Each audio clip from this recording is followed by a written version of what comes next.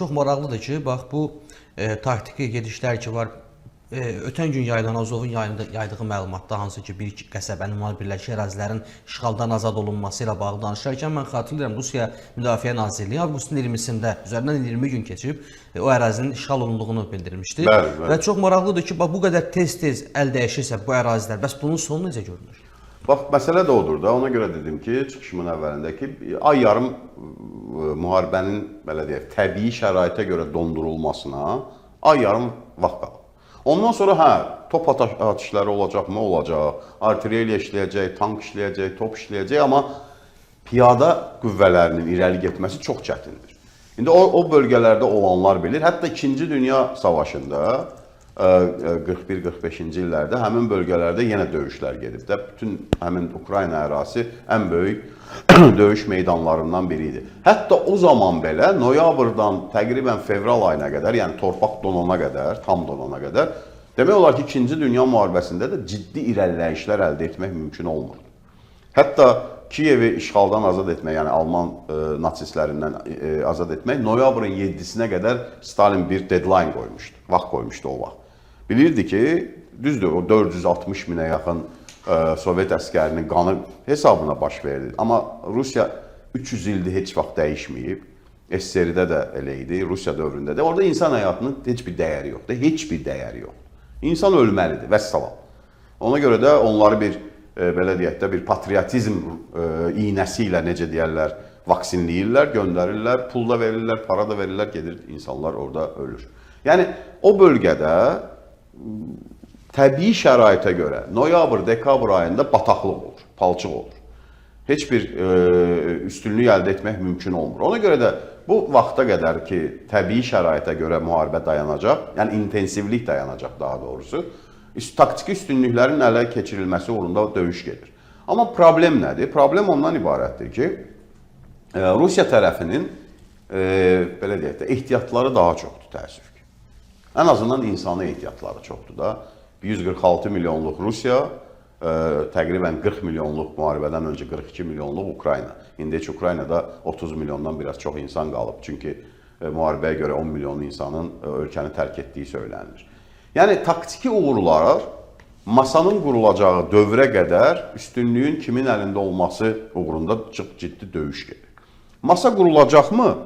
Bu da sual altındadır əslində. Amma hamının ehtimalı var ki, nə vaxtsa masa qurulacaq. Hətta bu yaxınlarda Amerikan vitse-prezidenti J.D. Vance'in belə bir açıqlaması oldu ki,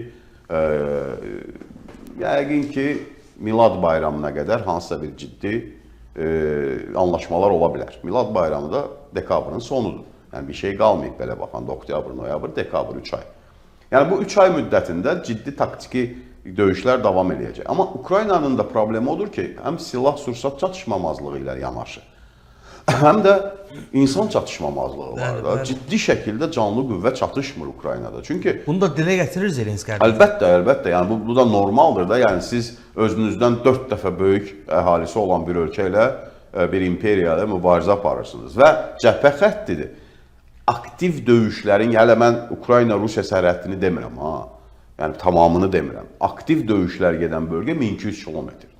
1200 kilometr. Fantastik rəqəmlərdir həqiqətən. 1200 kilometrdə aktiv döyüşlər gedir. Siz o cəbhə xəttini, 1200 kilometri aktiv döyüş gedən cəbhə xəttini canlı qüvvə ilə təmin etmək nə deməkdir? Orada 1 milyon insan lazımdır. Yəni biz bugün xəbərlərdə oxuyanda ki, Rusiya adicə Donetskin şərq cinahına və yaxud da Pokrovsk istiqamətinə 110 min nəfərlik ordu cəlb edib, bir qədər fərqli qarşılayırıq, ancaq normaldır. Əlbəttə, yəni cəbhə bölgəsi o qədər çox uzundur ki, yəni orada təbii maneələr var. Məsələn, elə yer var ki, dərin bir göl var.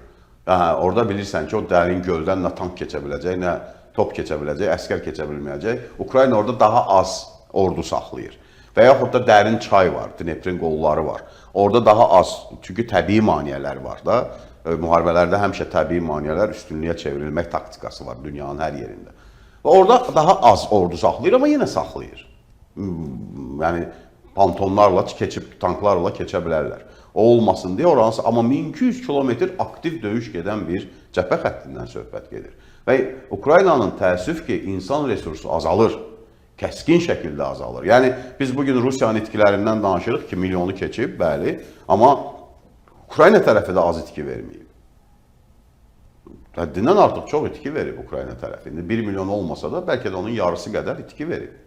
Və çox ciddi rəqəmlərdir bunlar və Ukraynadan xaricə gedənlərin sayı da çox olub. Yəni bilirsiniz, biraz bu mifləri kənara qoyub, bu patriotik hisslər, vətənpərvərlik hisslər heç də o demək deyil, hamıda var.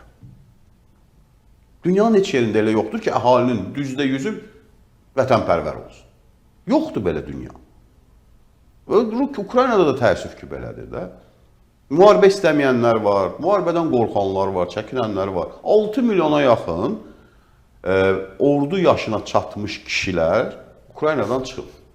Orada 18 yaşında orada çağırılmır bildiyim qədərilə və son iddialara görə əslində artıq bu prosesə start verilə bilər. Bir xanım deputat Ukrayna. Əslində necədir? Orada bir maraqlıdır, məcburi deyil.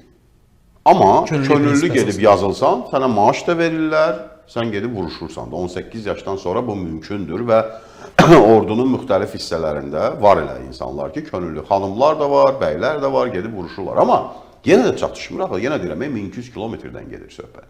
Hələ bunun arxa cəbhəsi də var da, bilirsiniz, bir Belarus sərhəddi də var. İstər-istəməz orada da bir 30 minlik Ukrayna qoşun saxlayır. Bilmək olmaz da Kiyevə 22-ci ildə hardan girdilər, girməyə cəhd elədilər daha doğrusu. Belarus ərazisindən girməyə cəhd elədilər də. İndi də bilirsiniz ki, Qərb 2025 hərbi oyunları gedir şeydə, Belarus ərazisində. Təlimlər gedir. Təqribən son məlumatlara görə 28 min Rusiya ora ordu yığıb.